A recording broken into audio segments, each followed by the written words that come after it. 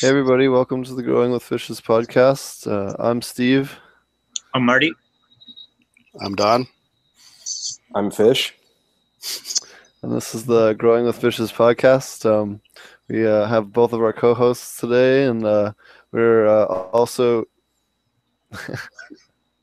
Oh, wait, hold on. Got the feedback there.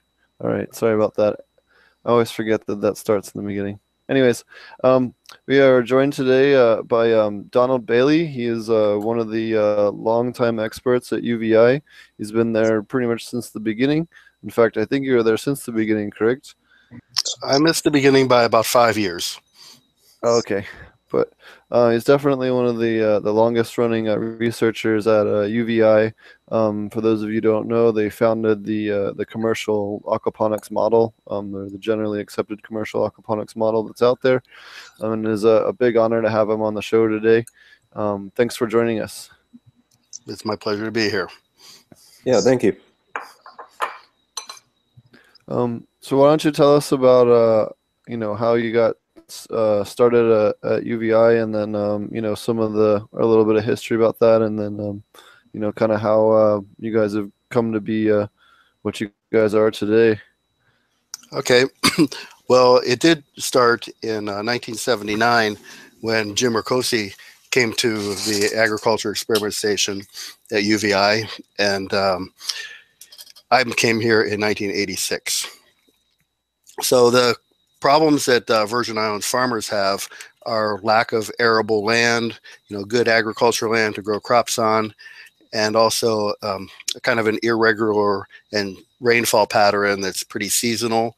So there's no good surface water of rivers to pull irrigation water out of. The wells are pretty salty. You can't rely on rainfall. And so those are land and water issues. Given the problem that Dr. Ricosi was given, was like, how do you solve those problems? And his concept was to do aquaculture, integrate fish production with vegetable production in the hydroponic system. And so that's the beginning of how that all developed. The idea of aquaponics, of course, had existed before that, and his research had been using water hyacinths to clean water from fish production. So moving from just water hyacinths as a plant that would get discarded to a vegetable crop that has economic value, I think was another key thing that we developed here. Instead of just mitigating wastewater, we're getting a fish crop and a vegetable crop out of the same system. And I guess a third point was reduction of waste discharge into the environment. Because if you're just going to do a straight aquaculture system, recirculating aquaculture, you're going to have wastewater that gets discharged, and that goes into receiving streams, or you might have to send it to a municipal sewage system for treatment, and that's going to be a cost. So if you can reduce the amount of waste that you're needing to discharge into the environment, that's also a bonus. So those are pretty much the three guiding principles behind our work: was intensification of production in a small area of land, really conservative use of water, and minimal discharge into the environment.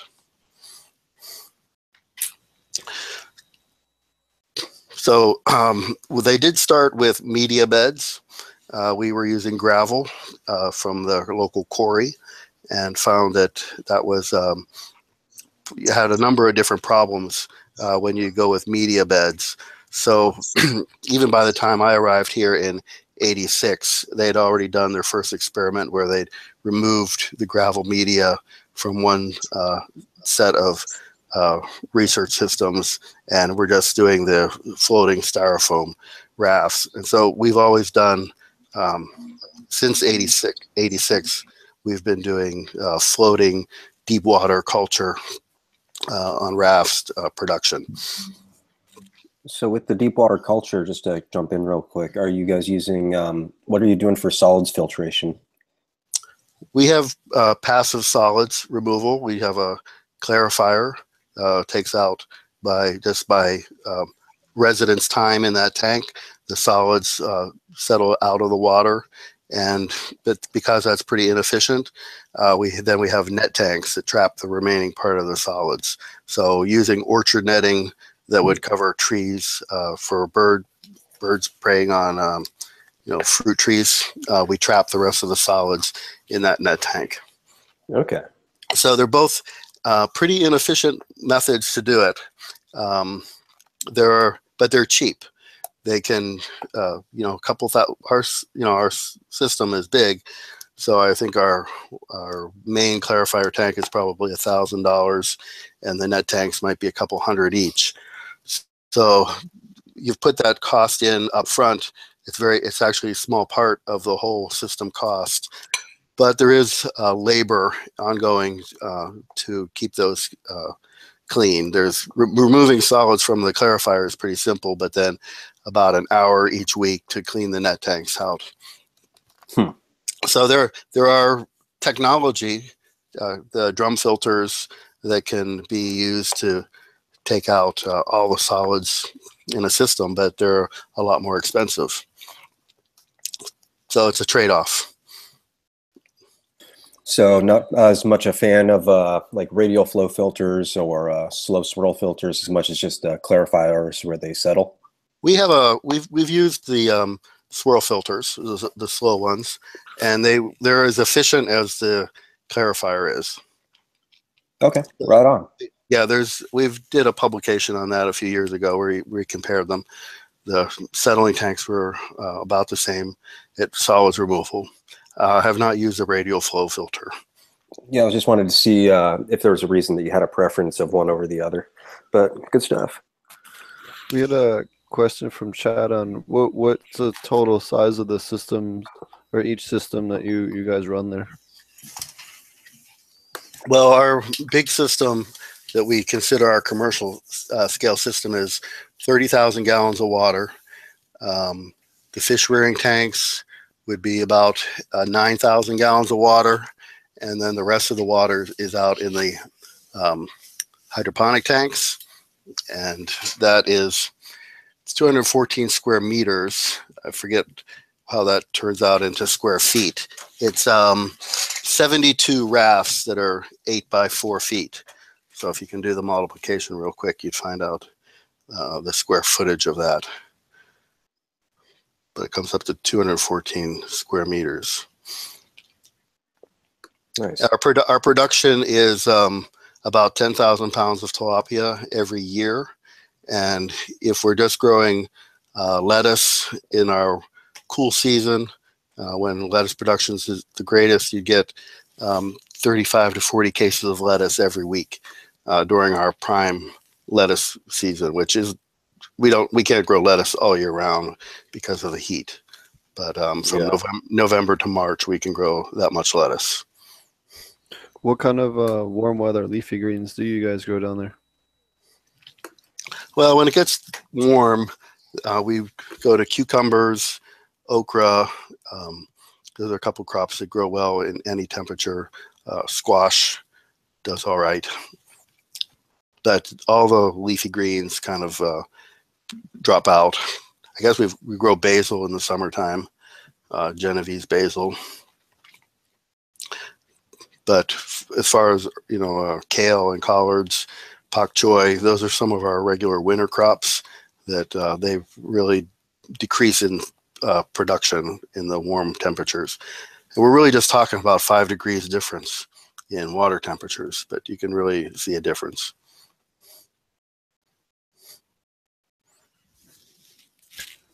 Yeah, it definitely does make a big difference when it comes to the oxygenation and the root development when looking at the water temperature. So I totally get that. Yeah. What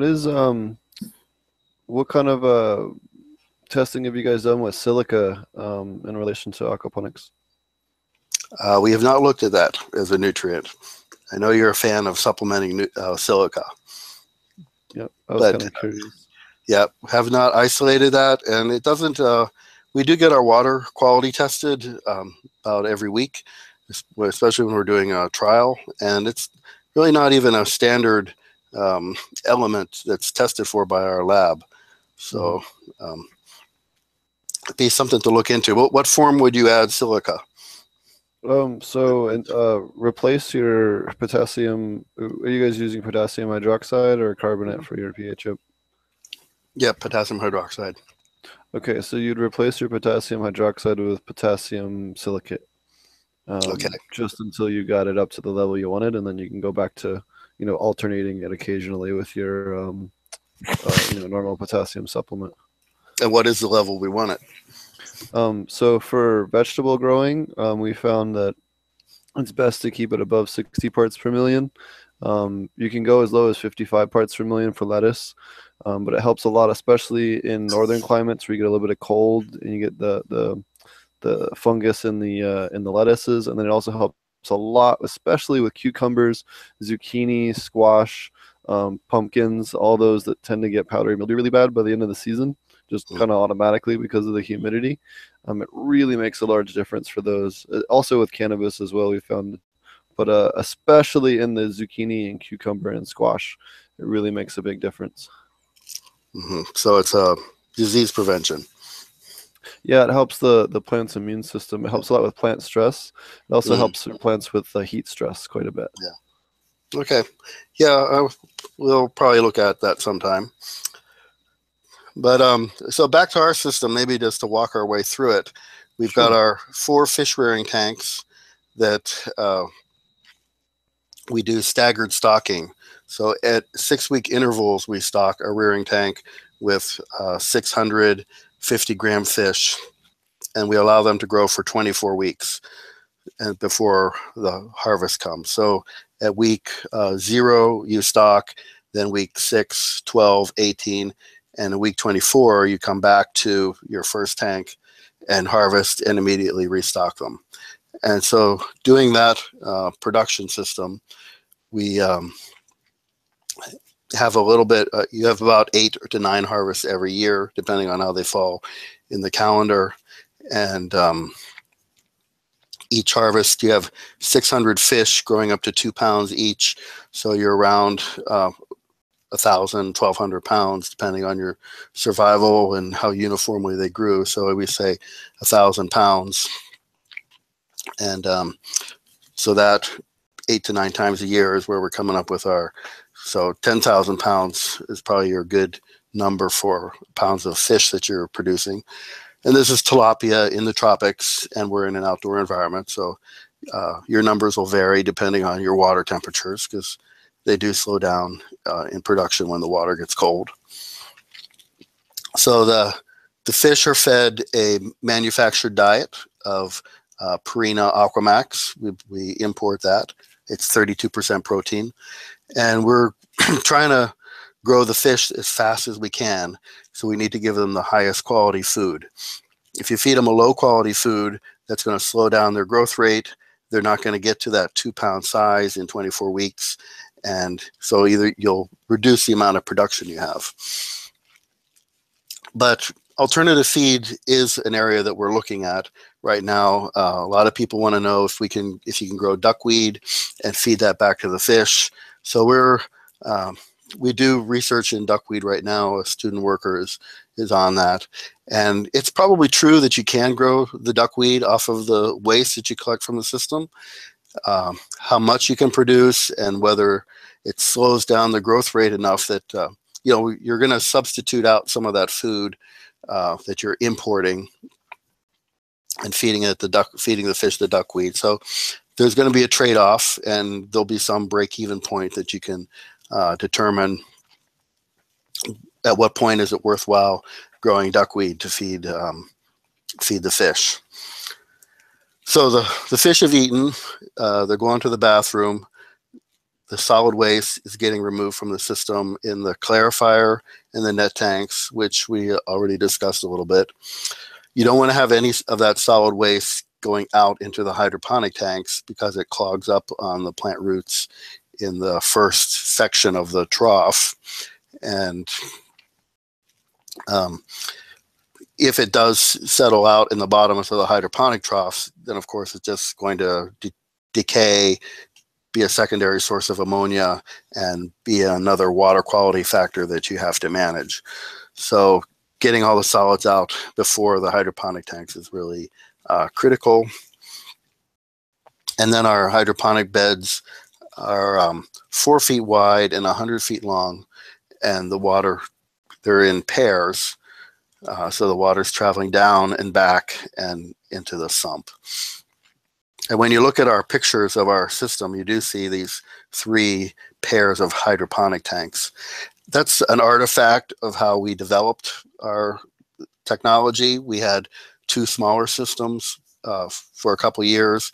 We wanted to modify the design of the fish production side, so we took out the rearing tanks, and then we combined those pairs of hydroponic tanks. So there's definitely, if I were going to start from scratch, I would make just 1 pair of 2 hydroponic tanks. They'd be wider and longer and have the same growing area as what we have, but you'd save on some space.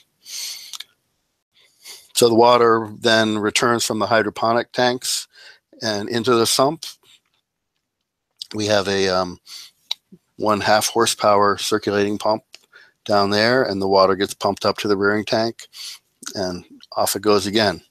It takes about 5 hours for the water to cycle through from the sump through the rearing tanks and other components, and then back to the sump. So that's a quick walkthrough. Have you done any experimentation with black soldier flies or with changing the food source as far as minerals? We have grown black soldier flies. Another good possibility. We don't currently process any of our fish, so we didn't have that many fish carcasses to deal with, but I like the idea if you were having a processing plant to feed them your fish carcasses. Definitely a good way to get rid of them. But sourcing all of that material for black soldier flies is, I think, the limiting factor.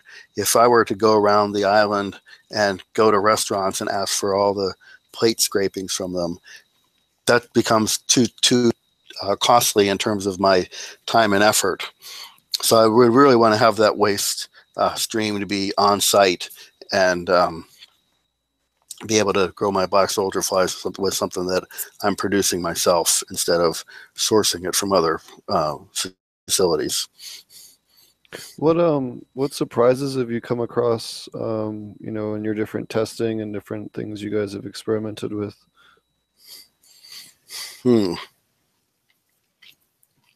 Well, I'd say, you know, the one big drawback of our system is actually the energy use. Because we've intensified, you know, we're required to aerate the fish tanks, keep all those water quality parameters at their highest level. And to do all that, we use a lot of energy. So it's really I think the problem we need to address is what is the trade-off when you start reducing the amount of aeration into the tanks, and especially I would cut air to the hydroponic troughs and see how that impacts the plant growth. But that's I think that's a big constraint for us right now is the energy use.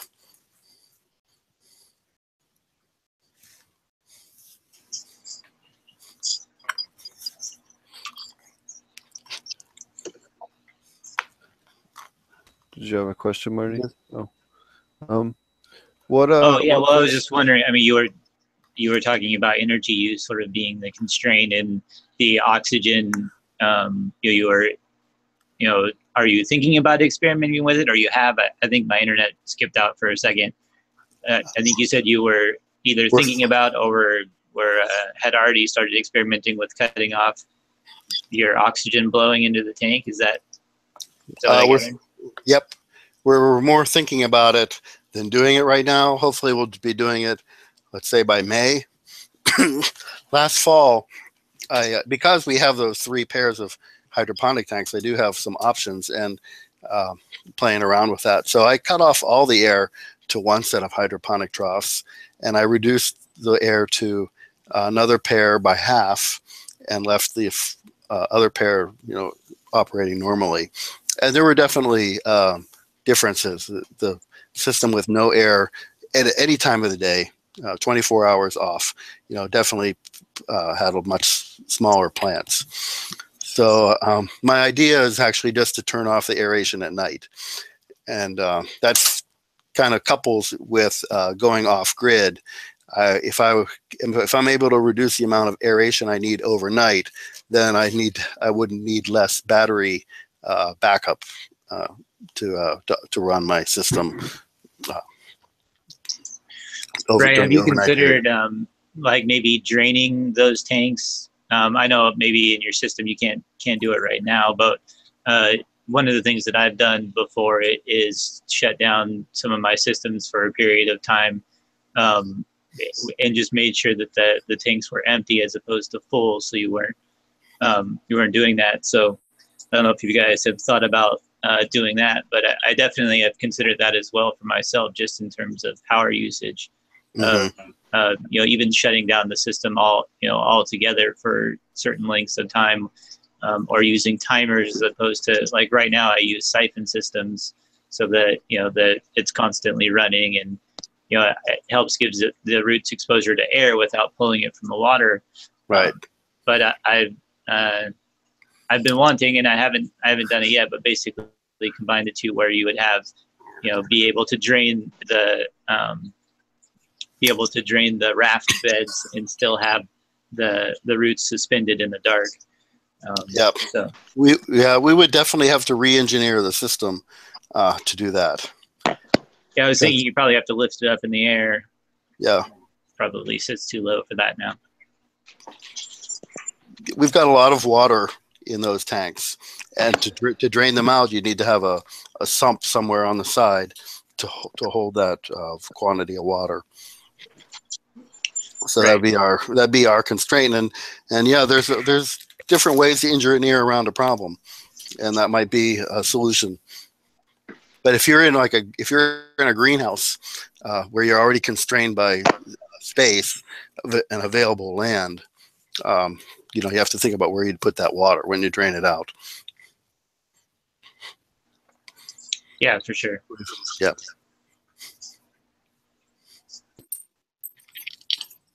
So right now in my system, we're growing two kinds of lettuce, a pak choi and kale, two kinds of basil, the green Genovese and a red one called Red Reuben. I've got some sunflowers in right now for the cut flower business.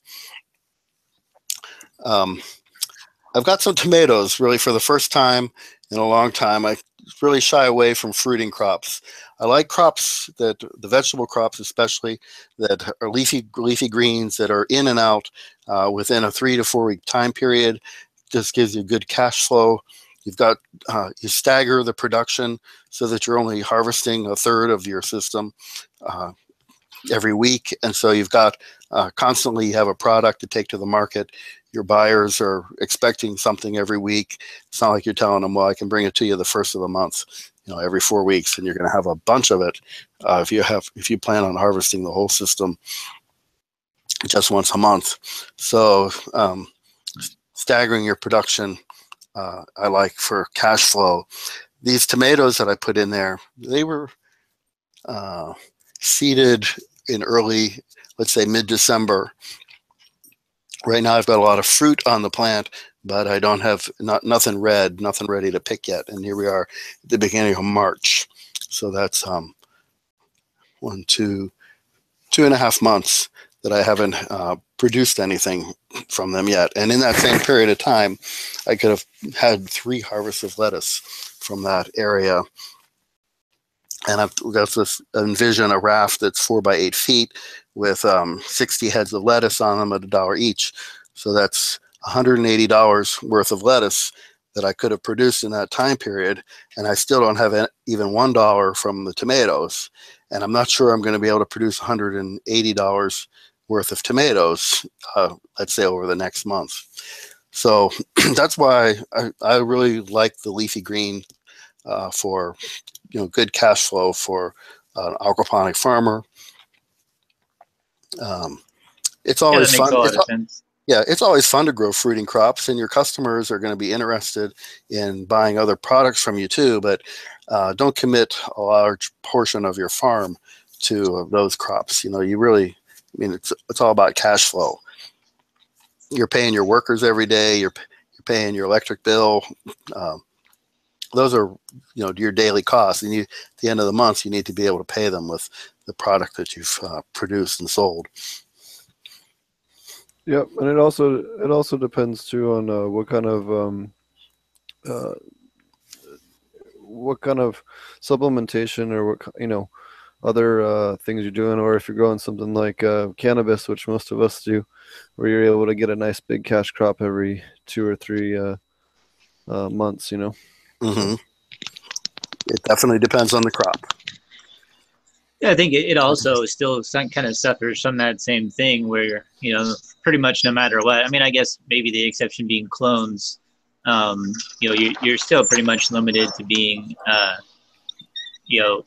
a cash crop every few months as opposed to having a certain portion of it. Now, you can stagger it as well. I know a lot of people do, so that you're only harvesting a third at a time and be able to do that. But I think the nice thing about greens, like you're talking about, is that they just go so fast from seed to harvest without a lot of prep time or veg time or needing a separate facility to get them going or anything like that. So it definitely still suffers a little bit from that complexity, as opposed to just the simple fact of throwing some seeds out and letting them grow for 3 weeks and then taking them to the market is it's pretty simple.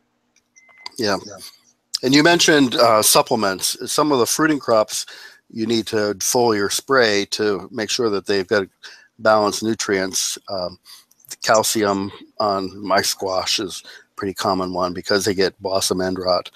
And the tomatoes, they might need more potassium in the mix because the water has so much nitrogen in it that they have got a lot of foliage growing. They don't have that much fruiting. So in order to get them to fruit, you need to add phosphorus.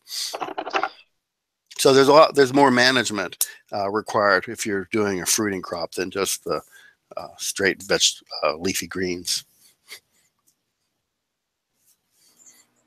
Right, and then indoors you would also have to worry about pollination and all that stuff if you're doing like cucumbers or tomatoes or yes, right, anything like that. So it definitely just makes it more complex. But you probably do still need, I think, need a certain amount of it, just for the show value and the like you mentioned, the same people are gonna want to buy other products from you. So right, definitely makes sense. Mm-hmm. Is mic working? I've been having a little technical difficulty over here. I can hear you now. Yeah, we can hear you. Oh, beautiful. Yeah, I'm like, why is everyone ignoring me? This is really, really not cool. We just don't like you, really. We muted you, turned you off. Man, you're just like my mom.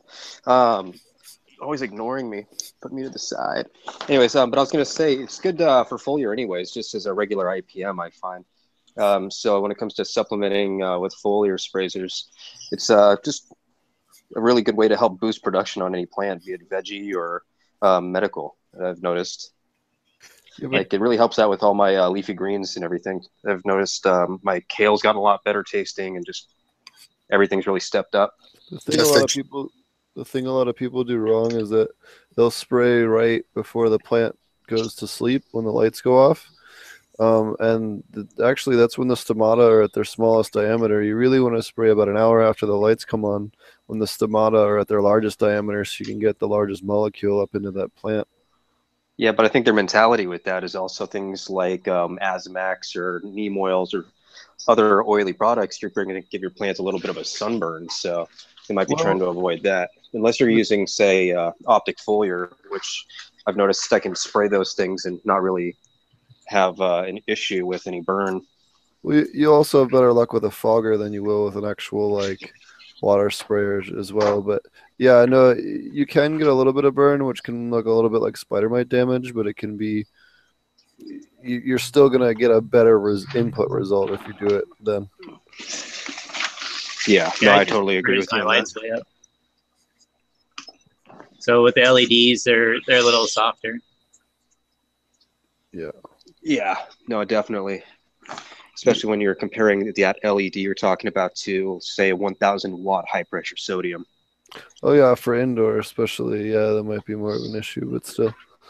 Yeah, I mean just in general, that is melting the outside of the plant to start with. So throwing water on top is probably not the best idea. Yeah, I would have to agree with you on that. But for the LEDs here, I do it fine as long as it's just water. I do avoid oil spray, but that's about it. And I do lift them up in the air, so anytime I spray anything, I lift them up so they're they're good, probably 3 feet above the canopy. And when you say you lift them, oh, you're talking about the lights. Okay, I was like, you're lifting the plant. Let's just take them towards the light, Marty.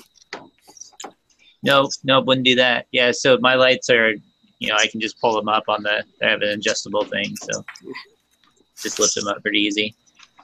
Nice.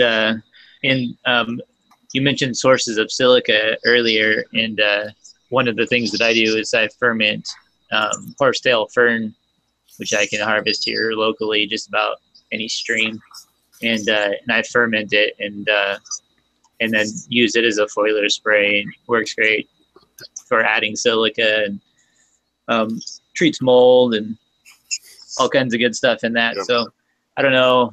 I know horsetail fern is pretty common. There's a lot of different kinds of it. So, but it's a pretty interesting plant, and it's a great source of those sort of trace minerals. So I do that as a foliar quite a bit.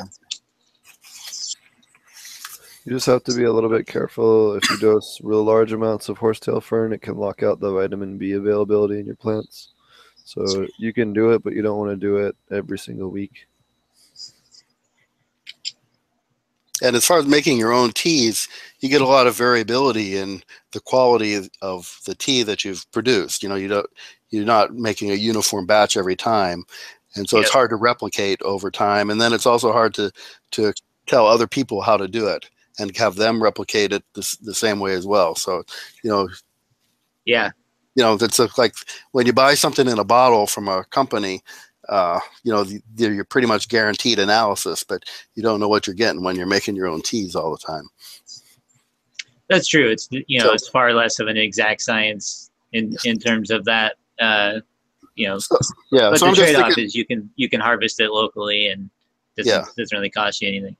Right. I'm just thinking in terms of the industry, and building that out beyond personal scale and hobby scale stuff, to actually commercialize these ideas, you need to have uniformity.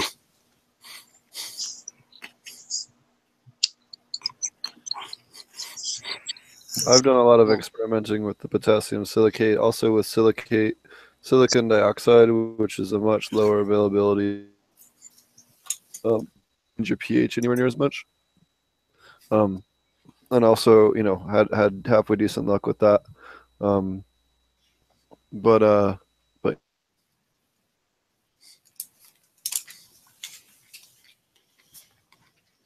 think your microphone's dropping out again. Stevie. Yeah, your microphone dropped again. Steven.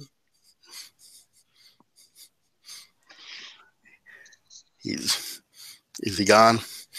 Oh, thank God. It took him long enough to leave. I've been waiting. All right, back to the Marty show. Mark, what's going on with you, dude? Oh, I'm just DDoSing Steve, kicking him off the mic. You have to put him in check. What's going on with me? I've been working on my indoor, kind of getting that a little more beefed up.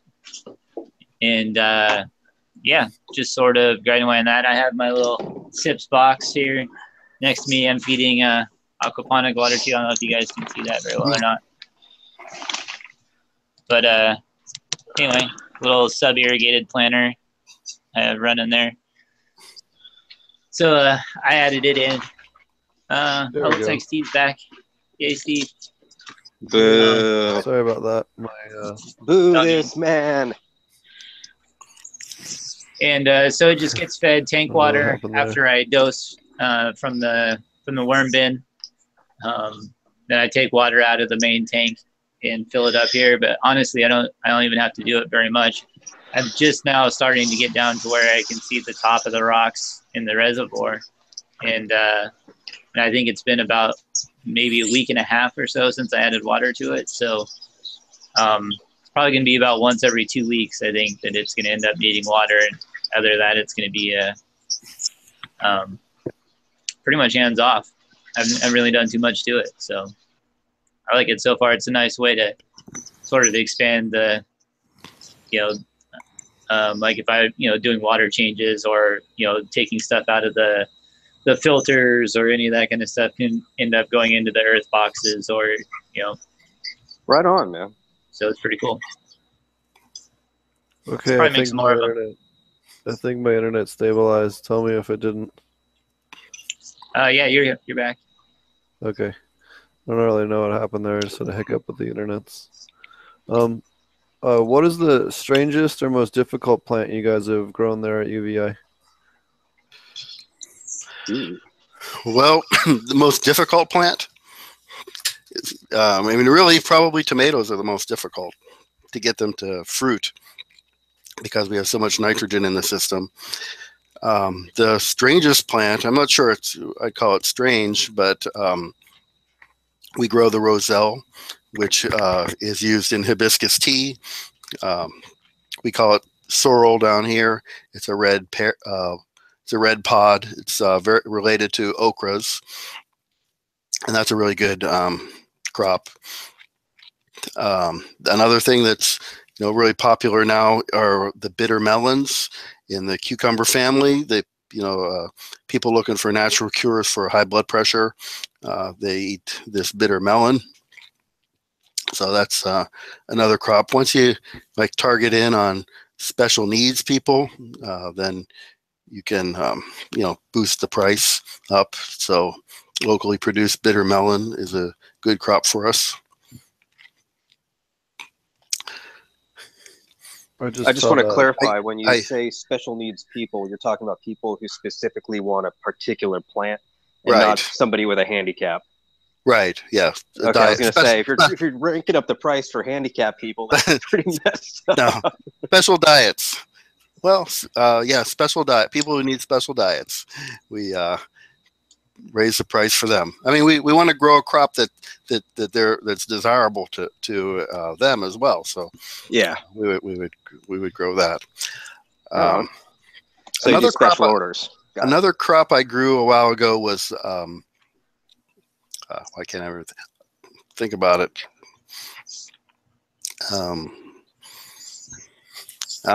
It's slipping my mind right now what it is. It's not flax. We were growing it for fiber. I want to say sisal, but anyhow, we were just growing a fiber crop because it was because you can't grow leafy greens in the summertime as well. If you just want to kind of take a break from growing things in your system, if you can grow a crop that's still going to take up the nitrogen waste and do the water treatment that you need to have happen, but you don't really have to care about the quality of a food crop coming out of it. So we were growing a fiber crop for that. And, right on. I'll know it when I say it. It's fennel, maybe. Anyway, if it's anything related to, go ahead. Jute. I'm sorry. Jute. Okay, I would have been way off. Yeah. Okay. And jute's made into rope, and it might have a small market for some people who are into natural fibers and knitting and making their own cloth, getting back to the earth, making your own clothing. So you could grow jute and basically just, grow it through the summertime or when you want to take some time down on your regular vegetable crop and but still have something in the system. Because once you get the system started, you really don't get to stop it again. It takes too long to start it up and get the fish acclimated and growing and the bacteria started. So always keep the system running, even if you're not growing a productive crop. Yep, always got to export those nutrients. Yes, get them out of there. What do you feel is not covered enough in aquaponic teaching or in aquaponic media as far as topics or, particular problems? Probably startup cost. People think they can do it really cheaply. They don't want to invest that much money into it, and it's actually a pretty intensive system. You're taking all these unnatural components, fiberglass tanks or line tanks, expensive components, fitting them all together with PVC pipe, making sure the water flows the right direction, getting the design right, are all real important things. And I think so. You see a lot of systems, on the internet that this will work, but they're not really tested. The really low cost systems, and how much effort goes into running a little low cost system with low production versus investing the proper amount of money into it if you're going to be commercial and getting the returns that you've been looking for. If you want to quit your day job, you need to invest. Very true. And something I just want to interject real quick and follow up on. I've been forgetting the whole show because you're talking earlier about how you guys steered away from media beds, and you mentioned the gravel. And when I started out, I did 3/4-inch gravel, which if you've ever seen videos from Murray Hallam, he kind of talks about, and that's where I got the idea. But after about a year, when the beds were getting a little gunked up with a little bit too much fish waste, I tried to make an air spear to blow it off the bottom easily like I would with a hydrogen bed. But that gravel, man, it was just impossible. You have to completely empty out that bed basically if you want to get rid of the excess sludge and waste. So for anybody out there that's going to be doing a kind of media, I would steer away from, and you don't want a headache. I would actually invest the cash it takes to get the hydrogen media. It's much easier to work with in the long run. If you have heavier plants, like fruit trees you might be trying to do in the aquaponic grow bed, I guess I say go with the gravel, but get a solids filter in there, because if you're in there to clean some of that out, you're going to just have a headache and a half with the gravel. And every time you harvest a crop, you're leaving roots behind. So really not good for the lettuces and things where you're removing the whole plant every time. I always have to reach in there and dig most of them out. I feel I can leave some of them just because of all the enzymes that are naturally in there and all the composting worms I've got in my media. But yeah, you got to get as much of that dead material out of there so you don't have an anaerobic zone building up. Yep. And hydroton's pretty expensive. And that's where things unfortunately, I know that story way too well. Sorry, Steve, go ahead. I was going to say, that's when things like red worms and especially black worms, your real small worms species come into play to help. They won't solve everything, but they definitely help with that situation. Another thing you can do is use like other microbials. Like, for instance, if you have a bed that you want to just clean up, you can decouple it from the system. And I've spread out like EM1 powder, like it's a rice flour, basically, or rice bran, I guess it is. A bokashi brand, that's what I was trying to think of. It's an EM1 bokashi brand. And so spread all that out and cover it up, and in a matter of just a few weeks, they'll eat through a lot of the solids and make it a lot easier to clean out. We're gonna do a little myth busting later. There was a pretty outrageous post in the aquaponics world this week, and they just had too much bad information for us not to reply to. Marty's laughing. I knew you'd bring it up. I knew you had to. Marty's laughing. It's I am laughing. I literally was in tears laughing when I read this originally. It was just like, Oh God, people would actually think this stuff is like real information. So we're You'll gonna never put out guess what some good website it's from. information. Oh yeah, you'll never guess. No, I'll stay out of it then.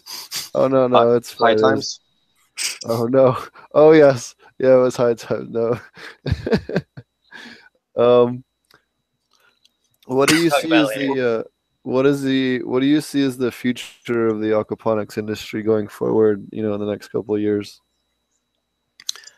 In the near future, it's going to be just based on cities and local production, local markets. There's just too many people in the world right now that people ask me if is aquaponics going to replace conventional agriculture, and probably not for another 100 years, because there's just too many people right now. The system isn't. I mean, it's really productive, and it's addressing that problem of waste discharge. I think that's probably where it'll come in to being more impactful, like in 100 years, when we're limited on other nutrients, and we want to reclaim all we can from waste streams. But right now, conventional agriculture is really what's feeding the world. So I still look at it as high value crops for people who really want to be part of the food supply, understand where their food's coming from. But it's not the general public that's going to be buying aquaponics vegetables and paying the premium price that we need to get from our production, because we're covering a lot more costs than they do in just conventional field production. What is your opinion on a lot of these isolated microbial inoculants? I know Marty and I are both a big fan of stuff like Mammoth P, which are isolated phosphorus microbes that work similar to the way the nitrification process works, but for phosphorus to help unlock a lot of, because it's a large percentage of locked up phosphorus in the systems already. It helps make a lot of that more value available. What do you think? What do you see as the future of those? I think that's a way that we can get a lot more nutrients out of these systems without necessarily having to worry about fish health. Yeah, and Mammoth P is now creating Mammoth N and Mammoth K as well. Yep. Yeah, those are definitely the ways that things are going to be going, to extract those nutrients out of the waste streams, and using biological methods to do it. But those are the impact is trying to get all the nutrients out of that waste stream. That's why you see more decoupled systems now, because you can increase your production with a side stream flow, basically through another aquaponics, just a straight hydroponic system, and pull out more nutrients. So whatever you got to get that done, those are all definitely on the horizon of what's going to be happening in aquaponics. And just for people who are new, would you be able to possibly just explain what a decoupled system is, as opposed to like a regular system with just a sump tank, a fish tank, and a grow bed? Yeah, well, instead of having it all in one system, you have just a fish recirculating aquaculture system, which is producing a waste stream, and then you take that waste and aerate it, oxidize it, make sure it's stabilized, remove the ammonia waste from it, and then feed that to a straight hydroponic system. So the hydroponics system runs by itself, and the aquaculture system run by itself, and the source of nutrients is for the hydroponics is from the aquaculture system. Okay, right on. And is there ever really a risk of, since you've got the plants in a separate system from the aquaculture system, from what I'm hearing, is there ever a risk of getting, a nitrogen toxicity before you can try and get the water cleaned up a little bit for the fish? I would be you treat the water through aeration for, it might be 2 weeks before you move that water into your hydroponic tanks. So no, it would be. That's why I say stabilize the water first. Make sure the ammonia is all oxidized out of it. Right on. And so the problem with the decoupled system is you're probably going to be deficient in some nutrients. You might have to watch for more opportunities to supplement than in a recirculating, a coupled system. Yeah, that's why we do the dual root zones and allows us to supplement directly in a single loop without having any issues.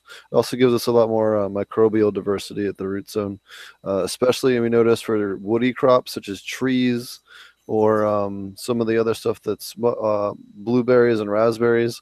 They really do much, and even things like osha root is another good one. There's a couple of medicinal herbs. Excuse me, it's escaping me at the top of my head at the moment, but that do much better with that. Even a shallow soil layer for the mycorrhizal networks that really help those woodier crops. Mm-hmm. Yeah, it's hard to keep crops in the system for a really long time because of the sitting in the water, which is an unnatural environment for a lot of them. So they're more open to disease, fungal diseases, insects, even underwater. So keeping them, that's one of the reasons I focus on those quick crops in and out before they can get sick. So once you're looking at a long-term crop, those blueberries got to be really expensive after you've grown that crop for 6 months and you're finally getting around to picking a blueberry. Yeah, I try and focus on 3-month-long crops myself. Okay.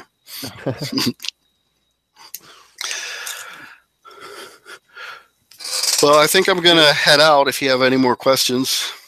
Okay, let's just check chat real quick. I really appreciate you taking the time to join us. Let's check and make sure. Yeah, thanks for all the information. Really, really appreciate it. All right. Anyone else wrote in? Fish Guy, you have anything else? No, this was all great. I learned a lot today. I'm glad I got to stay for more than 5 minutes for once. We'll try and make that more of a regular occurrence. And thanks again for stopping in on the show today, man. I'm sure the viewers got to learn a lot of material. Yeah, I will listen into your podcast more often to become a regular. All right, appreciate it. All right. Thanks a lot. Feel free to join us at any time. I really appreciate you taking the time to join us.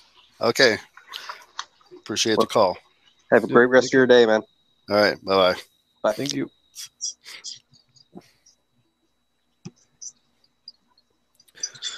How you guys doing? Guy. Yeah, he was great. I really appreciate him joining us. If you guys are interested to learn more, check out in the description. There's a link to his classes he teaches down at UVI. They're some of the best out there. If you want to go away to the tropics, it's definitely one to want to check out. Also, for those of you wanting to take a cannabis class, the next Aquaponic Cannabis class will be taught up at Ouroboros on March 25th and 26th.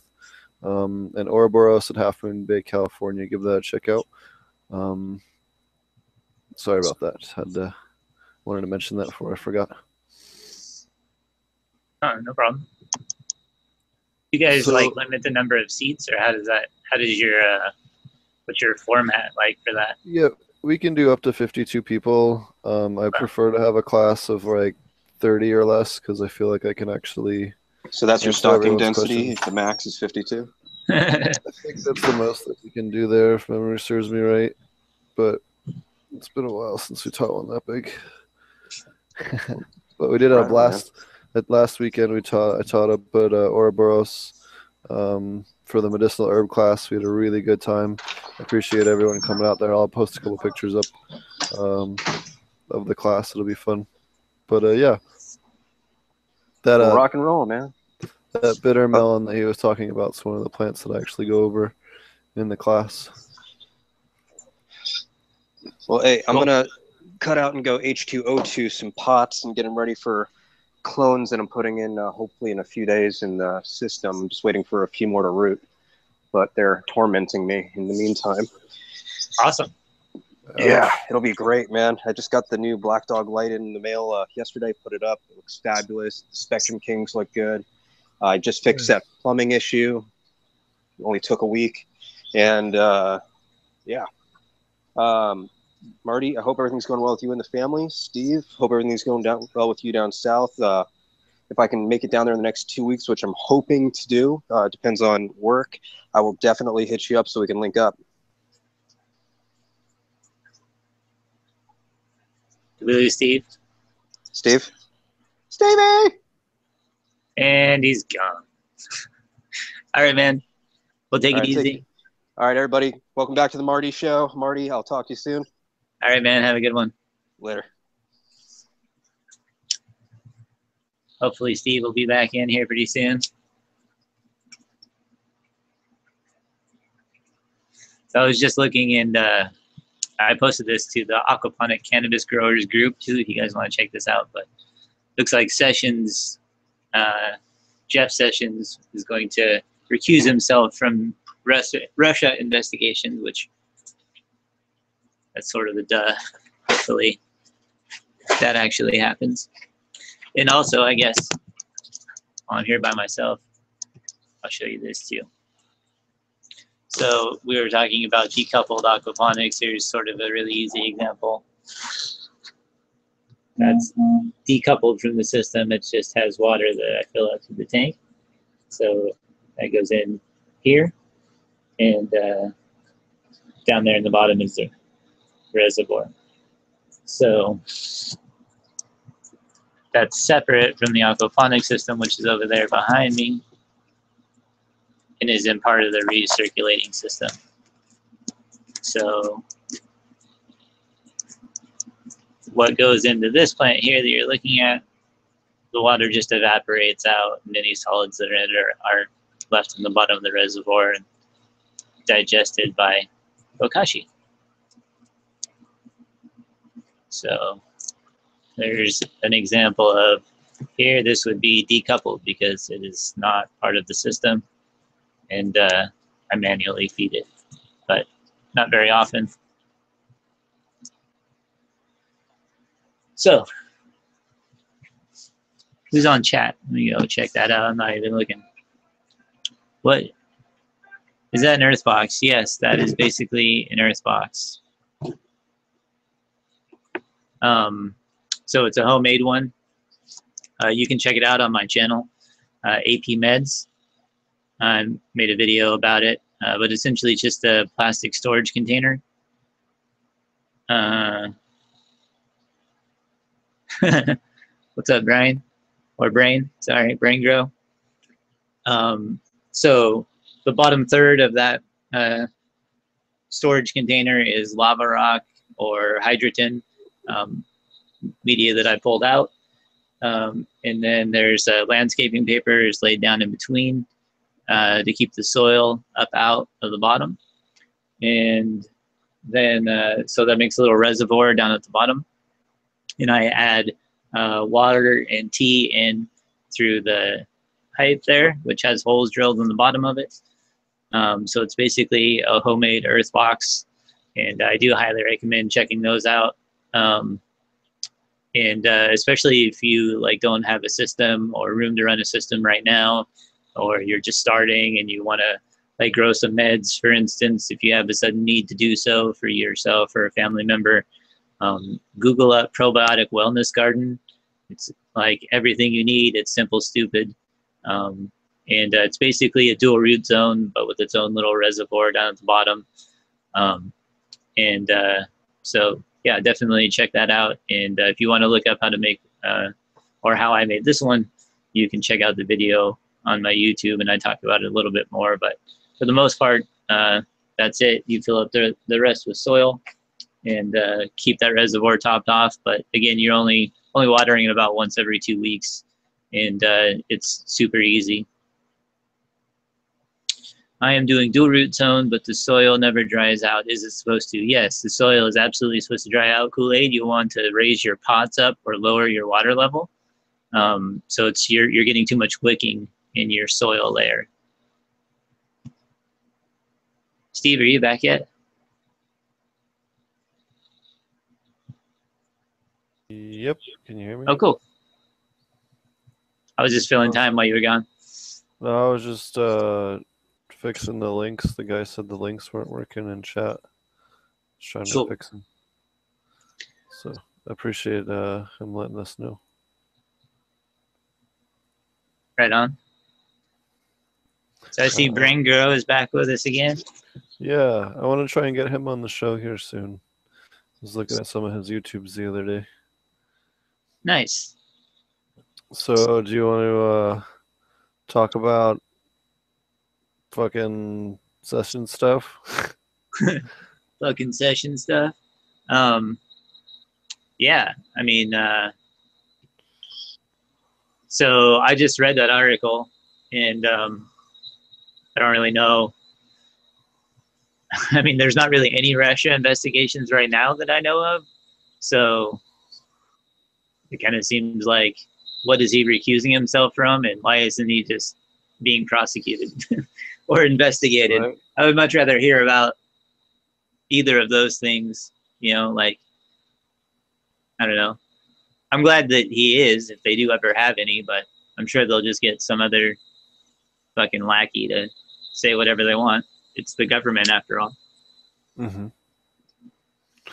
Do you want to talk about how last week, you weren't on the show last week, and I was hoping to have you on the show. Do you want to talk about, I don't know, I guess the implications of Sean Spicer's shit yesterday? Oh, yeah. I mean, basically, you know, for anybody that was looking to get in the recreational market, you know, like myself included, you know, we had plans all put together, and property being purchased, and sort of everything all set and ready to go, budgets made. And then obviously when you get confronted with something like, you know, possibly being outright targeted, and even like threatening a High Times event. I don't know if you heard about that, but yep. So, you know, when that stuff starts to happen, and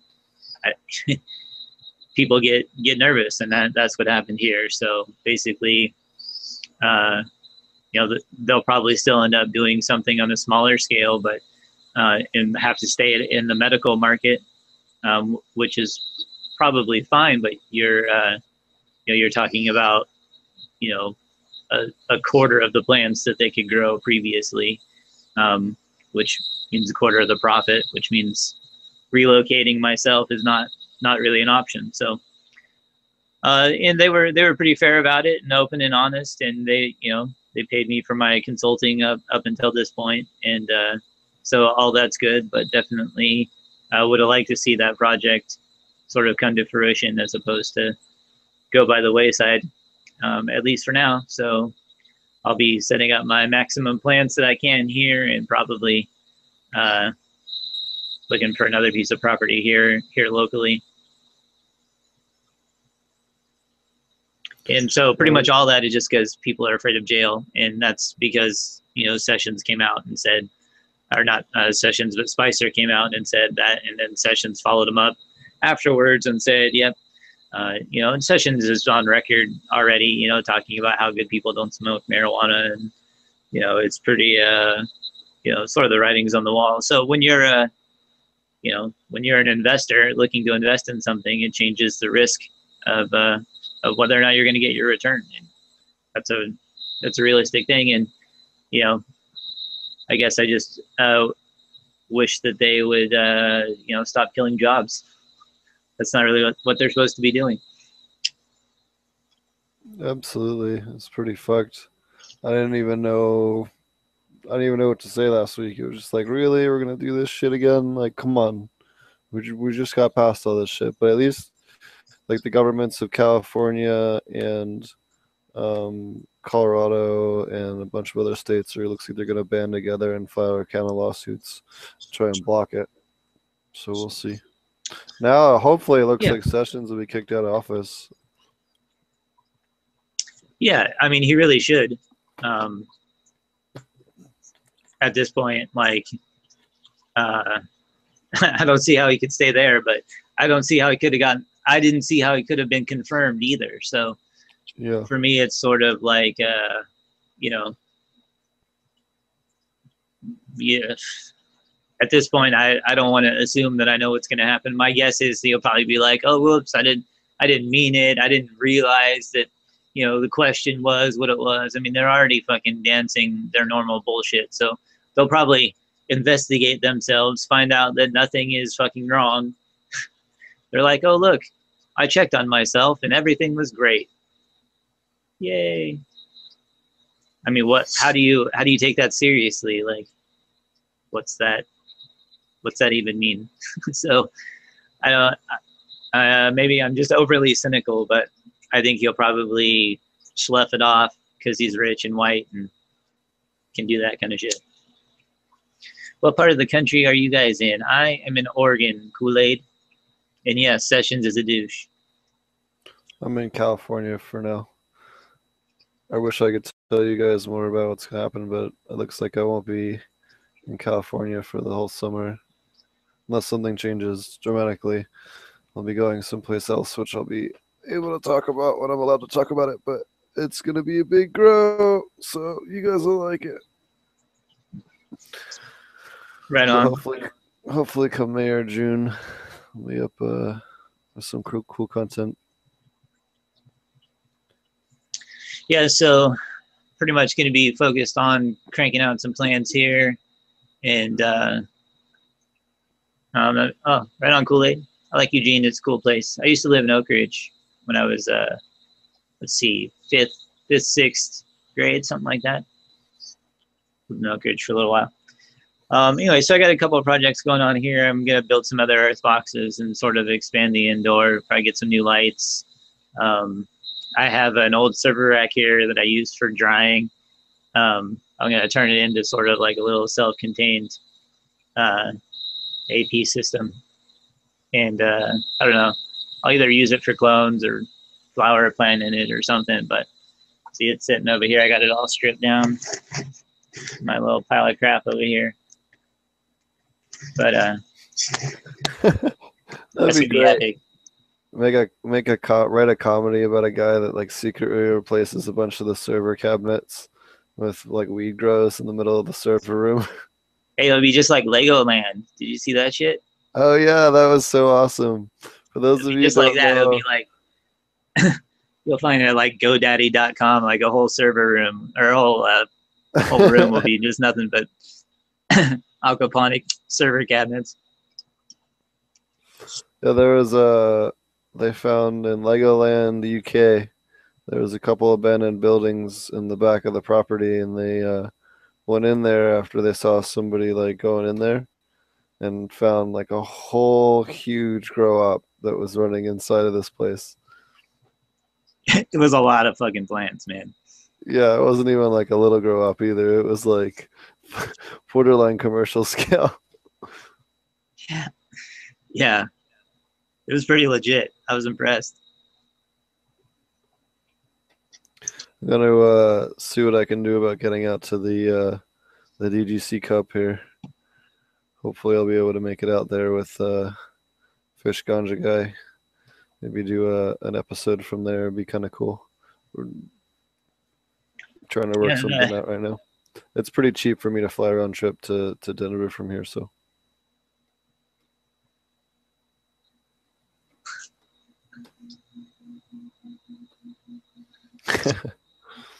That story was pretty unbelievable. I'm not sure which story you're talking about, Brian. Brain. I don't know why.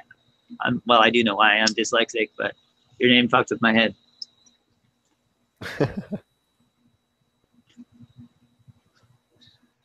Which unbelievable story? Could you be more specific? All right. There was a bunker found in Australia this week too. Hold on, let's see if I can find the article real quick. In Armadale. Australia has medical launching pretty soon, right? Or did launch or something. Yeah, medical has been passed. I don't think they have their grows license or set up yet. So but yeah, they had a big bunker that got uncovered down there, and there's lots of different. I don't know. The biggest news has been like the sky is falling from the announcement at the end of last week, with that happened like right before the show last week about them possibly coming after patients again. So, man, I'll see. I'll see if I can. I'll see if I can. What I'm allowed to say next time. Hopefully, I'll have some more news. I have a real big project coming up that I think you guys are gonna really, really, really enjoy, and we'll get a lot of super kick-ass content out of with some people that have been around for a while. So, it'll be a lot of fun. What else do we? Let me find my chart here for what I had for the podcast. Oh, shout out to True Aquaponics. We both use their stuff pretty regularly now, and they were kind enough to put me on their website for helping people, for doing consulting and stuff. So I don't pay them; they don't pay me or anything like that. I just do a portion of their stuff for them, as far as helping them with customers once in a while. So yeah, give them a shout out. I don't get paid out of that, so yeah, give them thanks for helping us do that, and yeah, thanks for supporting the show that way. So if you're looking for any nutrients, go check him out over there. And what did I have? Oh, I bought something from him. I don't remember what it was now. I think it was iron. He's always going around telling everyone they need iron, which I'm sure sometimes is accurate, but it's not always. But I think he means well enough, and definitely he does a lot of research to make sure that he has aquaponic friendly stuff. Yeah, nutrients, or and a lot of stuff too that's not even nutrients. Like he has I think a really good solution for a tank heater. Just different things you need to do aquaponics as opposed to just nutrients also. So I definitely think that he does as good a job as you can in researching all the stuff that he provides. And if he's not comfortable with it or he's not sure, then he doesn't provide it. So I think that's a huge benefit to all his customers. He did a super killer write-up on powdery mildew that he posted up today. It's really, really good. Cool. If you guys are interested, go check it out over there. I had I don't remember if I mentioned it last time or not. I might have, but congratulations on South Africa becoming the first African nation to legalize medical cannabis. It's a big step forward, and that country could really use it. The income and helping people with AIDS patients, because the country definitely could use the help. Before we were going to talk about trace. Oh, do you have any other topics you want to touch on? Then I'll touch on this other. I don't think so. Okay. Somebody asked about trace elements. We'll cover a couple real quick. These are just like 5 of them that at least can aren't super critical, but if you're having a couple of phantom issues, somebody actually asked on the group, I think it was, I don't know, maybe like a month ago, about cobalt. So the ideal cobalt range is 0.5 parts per million. The best way to dose it if you don't have enough is cobalt sulfate, and it helps for your beneficial microbes. It also helps the plants with their immune system and their like stress resistance, kind of like not exactly chemically, but in a similar manner to silica, where it helps the plant to defend off diseases more than actually solve a disease in and of itself, or any kind of pest issue. Iodine can also be another thing that, especially if you're having a lot of fish health issues or fungal issues, you can dose, give them dip your fish in an iodine-rich water for a short period of time.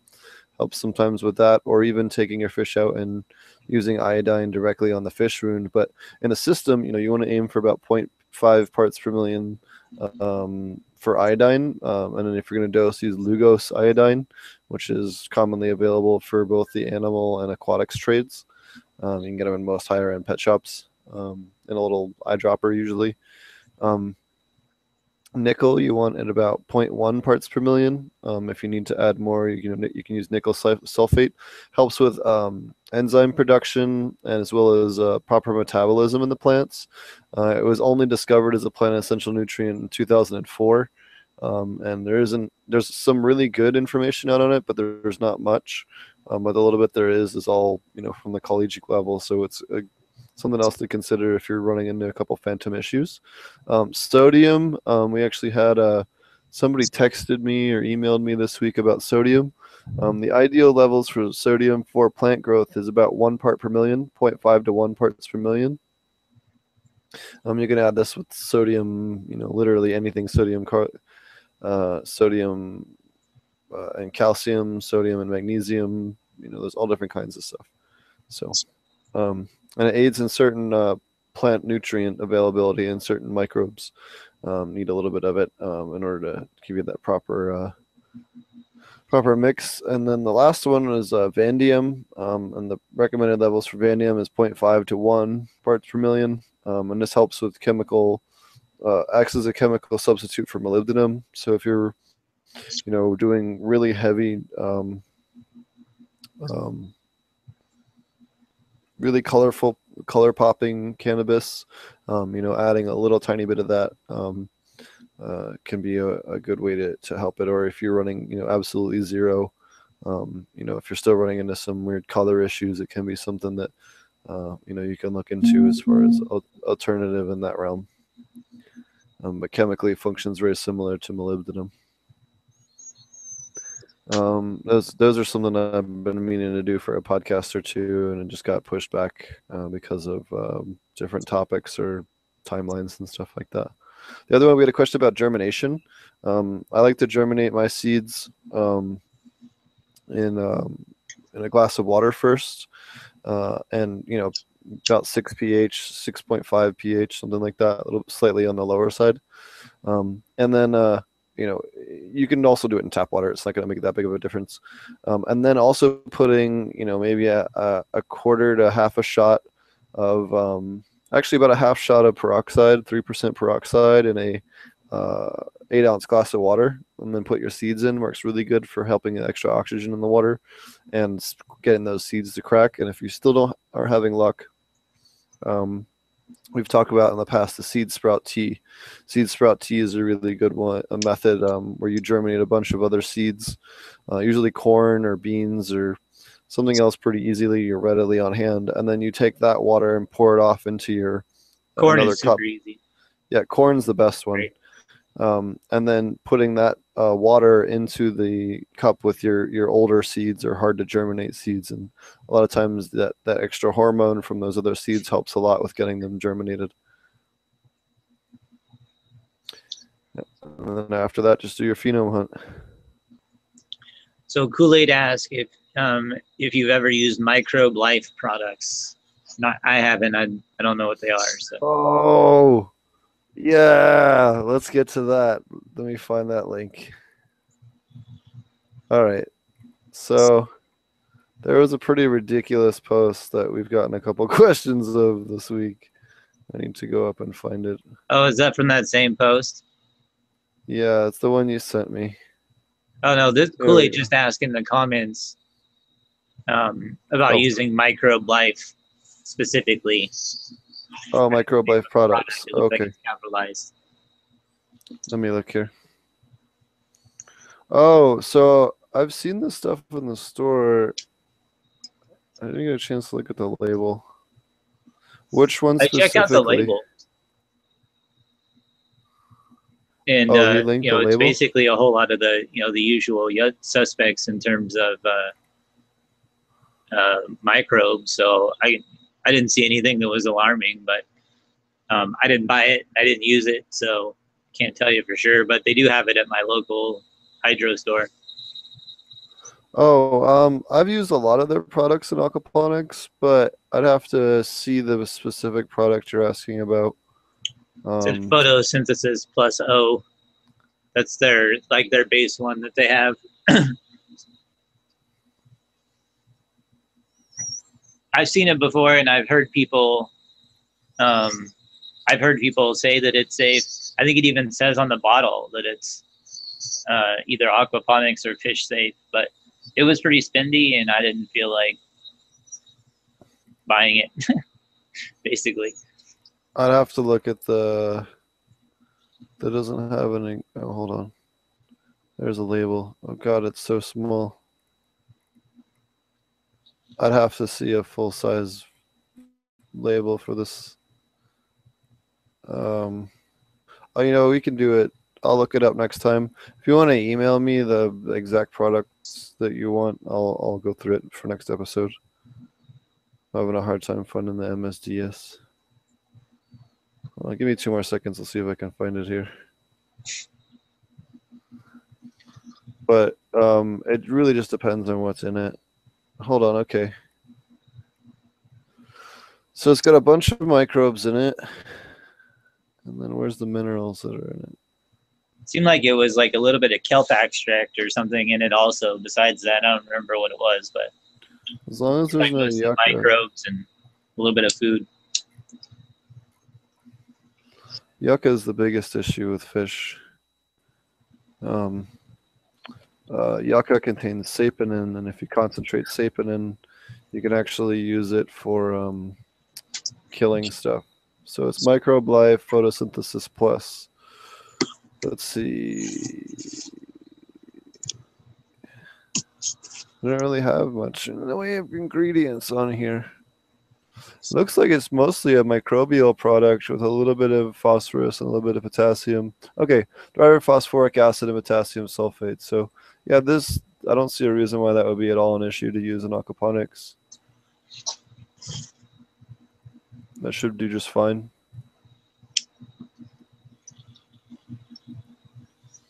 All right, should we get to this ridiculous post we saw there you sent me, or? Sure, go for it. Is there another question before then? I mean, I don't even really want to post the link to that just because I feel like... Oh, I don't want to I'm not going to post a link to the article. I just wanted to go over like how ridiculous this is. Anyways, so our friends, so we have some friends at well, not friends, people that really, really don't like the fact that we do an aquaponic cannabis show, and love to find ways to try and annoy us. So they have this made this amazing post the other day, and it was kind of funny. They recommended not oversizing your aeration, which is pretty laughable. There was no, I don't know why they would do that. I don't know. They said that EM1 and beneficial microbes and other things like mammoth pea have no place in aquaponics because they imbalance the system. Again, there is zero evidence to back any of that up. In fact, all the evidence is much to the contrary. They greatly benefit your system. We've been preaching the praises of teas and ferments for what, over a year now. We've been working with them the whole, years, over 5 years, 6 years this year for me in aquaponics specifically. I know you've been doing it. I know we've both been doing teas and ferments for at least 10 years in gardening, if not more. Yeah. So another one they had that one here, black soldier flies and worms cause disease. That's the opposite of what they do. Black soldier flies, they're actually a larva or a maggot. They have antibiotic poop, and that basically helps kill microbes. Worms have microbes in their gut that break down E. coli and salmonella. Again, reducing your overall levels of E. coli and salmonella. This has been heavily documented in soil cleanup and a whole bunch of other stuff.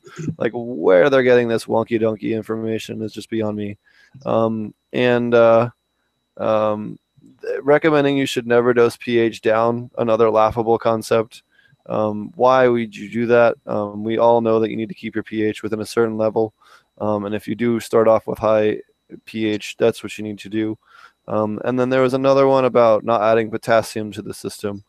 We all know that your plants, especially flowering crops, need potassium, and even leafy greens need to keep a potassium level between, ideally the average for the whole industry, if you count Ricosi's research, UVI, UVA, University of Wisconsin, University of Hawaii, is actually 67 parts per million, which is not what you're going to get through fish food. So, be mindful that just because someone's been around for a long time doesn't mean they know what they're doing, and that there's a lot of just really garbage information out there. So, be mindful of that. Like I was beside myself when I saw this, because what happens is you get people that go out there, they take this stuff seriously, and then they end up screwing their system up, killing a bunch of stuff. Then they get disinterested in the hobby, and then they don't want to do it anymore, or they think it doesn't work, or they spread bad information because they got a bad education. It's not that they're a bad grower, they just weren't told the right material. So, I really had to, this was just too outrageous and had too many things out there that were just completely ridiculous. I really just had to take some time and address this, because, there's no reason for it, especially when these guys have been used by the DEA as sock puppets already. So, yeah, I think it's just, it was so outrageous. Like, I had to send it to you because I knew you were going to, think the same thing about a lot of that stuff. And I just can't even imagine, like, oh yeah, I'm just gonna pick random reasons why stuff happened and then be like, act like an authority on it. And like, even just as you read through it in the explanation of like, or lack thereof, I guess, of how they drew all these conclusions was just laughable. It just, I couldn't, and that's the problem, like you were saying, like, and that's why I don't want to post a link to it, because I feel like people just go to it and, give them more traffic, right, and still, think, oh well, maybe I should do it like these people, or listen to them, or even just click another link on that same website. Yeah. I don't know, like, or just give it any more attention than it deserves. But it just goes to show you that, and we've talked about this before on the podcast, like you have to do things like, I'm all for researching on the internet and watching our podcast and watching other podcasts and other people's videos. But I feel like what actually gets you over the hump of understanding a lot of this stuff is physically doing it yourself, so that it helps you weed out all the complete nonsense from the actual information that's worth sharing. And so, it's a fine line to walk of learning from others and sharing information and trying to grow in that way, as opposed to just blindly listening or whatever else. This is from a same company that pushes you don't need to dose iron and a bunch of other silly things that we all know are not true. So, they did a whole hit piece on me at one of the big conventions a couple of years ago, and it was like just really funny, because you could tell it was just the DEA talking through them. Yeah. So, anyways, it was too ridiculous. They talk about just a whole bunch of just made up crap in this post. I couldn't. The only thing that I agreed with in their whole thing was a little bit about citric acid over long term. We're talking like 1 year plus heavy use, but that's about it. Anyways, I would just be careful where you get your information. And I'm not saying that we're 100% right on everything. We're not.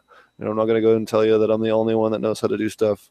I will tell you that I've experimented with a lot, and I've had a lot of experience with a lot of different methods, and I can explain to you why a lot of them didn't work or the problems that we ran into. But to go out there and just say that a bunch of this stuff is just to try and make more money, when it actually that is not at all the case. Is just absolutely ludicrous.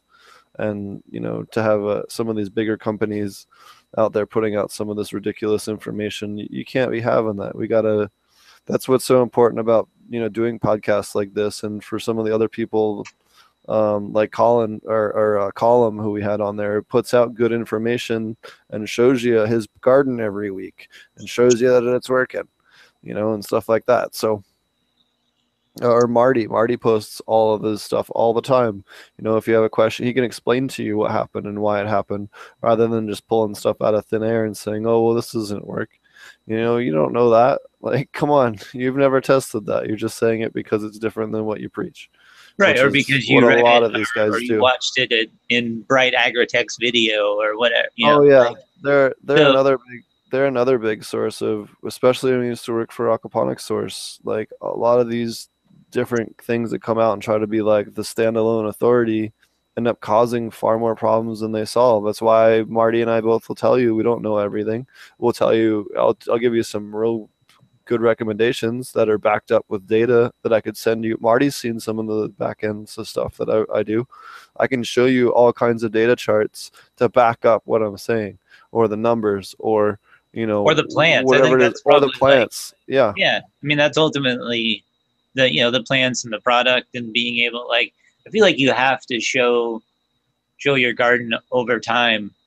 If I'm looking at it as somebody who's going to take a video as a credible source, I'm looking at, can I see this over time? Do they share what their methods are? Is there more than just like the picture of the end result and like maybe 2 pictures of some clones at the beginning? Where's the in between and sort of the the explanation behind it. So I do feel like it's important, if you're sharing information, whether you're doing it in like a grow log in an IC mag type format, or there has to be some level of transparency. And even in places like like I mentioned, IC mag, I feel like it used to be a great place to do stuff like that, and now it's maybe not as much. It's sort of an elitist kind of crowd where they don't want to hear anything besides what sort of their fan base, I guess, beats the drum to. And so I don't post anything there anymore, and haven't for a long time. But anything that's chronological like that, I feel like is important to have, and to be a credible source of for somebody like myself who's just growing plants and as sort of an experiment, and to provide for myself and share information with others, that it's important to show over time when you make mistakes. I've showed, like, if you look at my second grow, I almost destroyed it with bug spray. But I leave all that stuff up there and leave all those videos in there because it's important, I feel like, for people starting out to be able to see that first of all, that can happen. Maybe you can watch me do it and not do it yourself.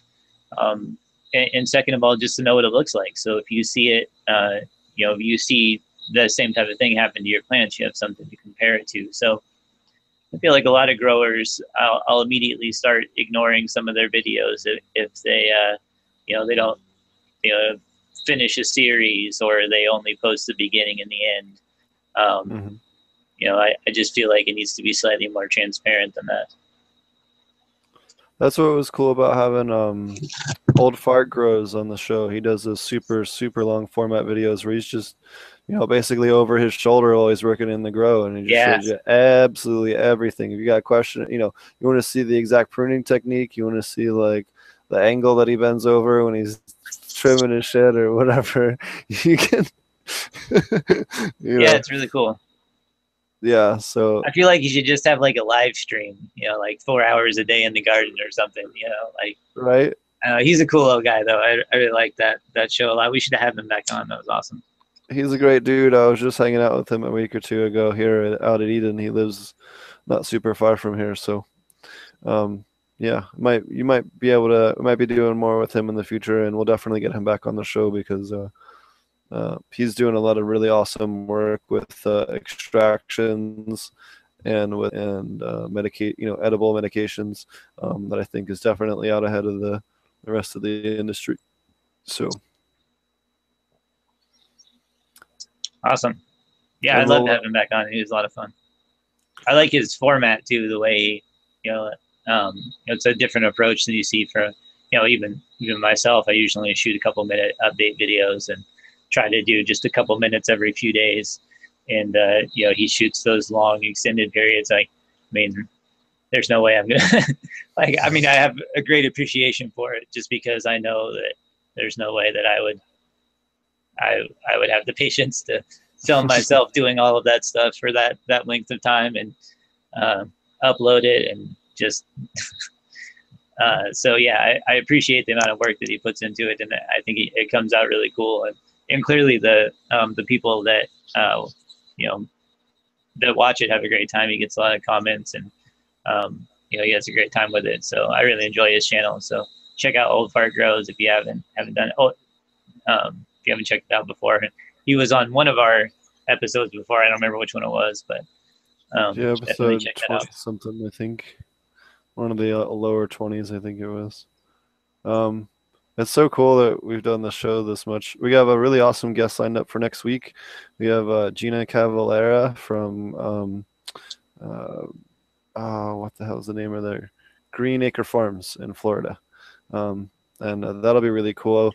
Gina is one of my favorite people in the industry. I did a chance to take her farm class, did a bunch of cool stuff with her, and I had a chance to spend a lot of time with her, especially when I worked at the Aquaponic Source. And she's one of the funner, cooler people in the industry as far as someone to just, be around, especially in a work environment. It's really fun and always cracking me up. So it'll be really fun to get her on the show. And then we have, after that, we have Damien.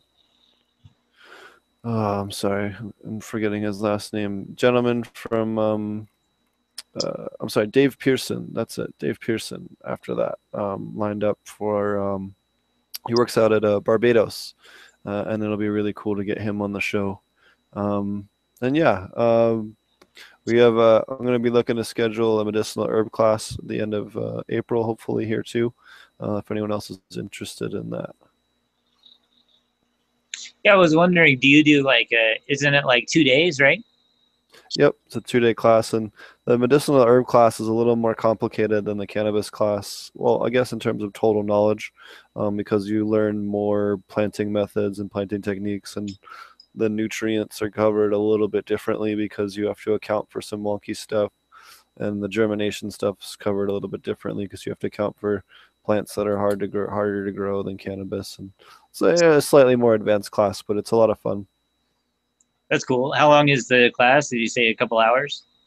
Oh no, both classes are 2-day classes. The cannabis class is a little bit shorter, just because there's a little less material. The cannabis class is about a day and a half, and then the herb class is the full 2 days.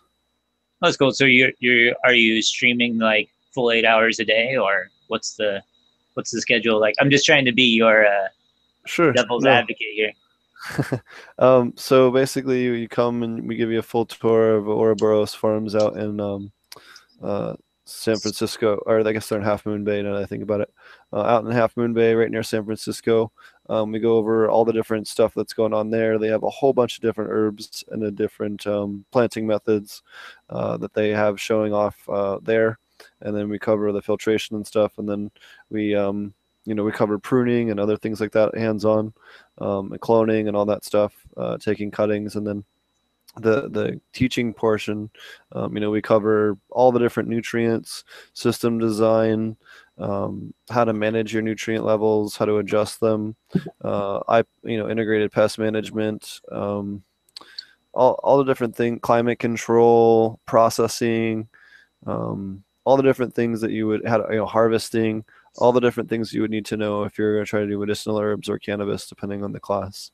So basically everything you would need if you'd never even taken an aquaponics class before. Now you'll understand more if you have a little bit of an aquaponics background, but you can come into it totally blind, and you'll come out feeling like you know what to do, or at least that you have the resources with you now to get that accomplished. Obviously, you're not going to take the class once and start your own company, but it would definitely give you enough to wrap your head around everything and really have a good understanding of it. We do a much more in-depth, or I do a much more in-depth section on nutrients than anyone else I've seen in the aquaponics industry for sure. Can you repeat the class info for Kool-Aid? He asked in the chat. As far as just I think what the date was is probably what he's referring to. Oh, sure. Or where to go maybe to sign up for it. Sure. So if you're looking to sign up for any of those classes, go to Ouroboros Farm, OUROBOROS, ouroborosfarms.com. And then that'll have a link to all the different classes. They have medicinal herb classes. I have my classes, medicinal herbs, and then the cannabis class. He also has an Aquaponics 101. He has an Aquaponics, basically Aquaponics 102, kind of a second level class. And then he also has the farming course, which is like a 3 or 4 day intensive farm course. That is also really good if you're looking to do more commercial stuff. Cool. So definitely give him check him out over there. We'll be doing those classes about once a month this year, unless something radical changes. Do you have any any way for people to participate online, or is it strictly in person? We're working on that. We're trying to figure out the best way to facilitate that. It's something that we're hoping to do here in the future. I know especially once we get this other farm online here, once we get our greenhouse online here, it'll be much easier to facilitate. Or once I travel here to the place I can't talk about yet, we'll have a pretty ridiculous grow there that we can also do some companion in-person stuff aside from teaching in Ouroboros. We'll have some other niftier stuff available later on. But yeah, we'll have some before. We're hoping in the next month or two to work out the logistics on the online portion. Cool. I was personally interested too because there's a guy here that has I'll give him a plug here actually. It's called the Ladybug store. I think there's the Ladybug. Ladybug Indoor Gardens. That's what it's called, and it's in Phoenix, Oregon, here just south of Medford. And he carries beneficial insects, so ladybugs, various types of predator mites, and a few other things. He's got praying mantis eggs, all kinds of good stuff, and he'll ship anywhere too. So if you go to naturescure.com is his website. So he's been bugging me for a while now to do an aquaponics class because they have an aquaponics system there. It's like a model. And so he wants to have have a class there in person and then also broadcast it through maybe like a Google Hangouts group and have like 10 seats available. So hopefully trying to put together something like that pretty soon also. And one of the hangups that we'll have is that he can't really keep the plants there. So I may end up having to work my way around that. But at any rate, may see that coming down the pipe. And been there. So my rolling server rack may come in handy. Spoiler alert.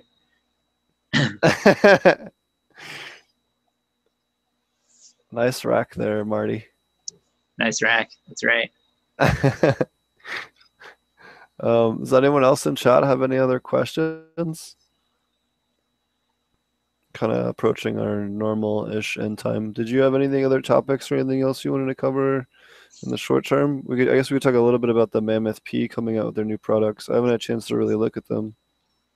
I looked at it a little bit, and it sounds a lot the similar lines as the phosphorus stuff, and I would expect it to be high quality and what it says it is, and it'll probably be available in samples.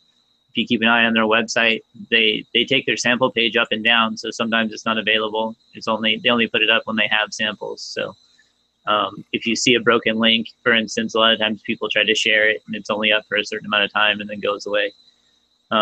So you kind of have to keep an eye on their website, but they will give out samples. And just going back to what I said before, is experiment with something. And a lot of these places will give you samples to get started, whether it's an aquaponic system or, I mentioned the probiotic wellness gardens. Those are great, easy to do sips. which are sub-irrigated planters. Very easy to maintain, very easy to keep probiotic. Make some labs at home. We have lots of different resources for that kind of stuff. Check out the Facebook group, Aquaponic Cannabis Growers. Check out Steve's channel, Ponics, my channel, AP Meds. The Duke Grows show hosts a lot of our stuff. Fish Ganja Guy. Yeah, I think we're gonna have Ganja Guy, unless I think we're gonna have him on the show a little bit more often. He's putting out a lot of content and is good. In case one of us is busy or can't make it, it'll be a good kind of having a ringer to fill in for either one of us going forward. I think is a good thing. So I was trying to find more info on their website here about Mammoth K and Mammoth N, but I'm not finding much. I'm sure I'll find an article up on it. We'll talk about it next week. So sounds good. Yeah, I'll have to check it out some more too, but I think it'd be good.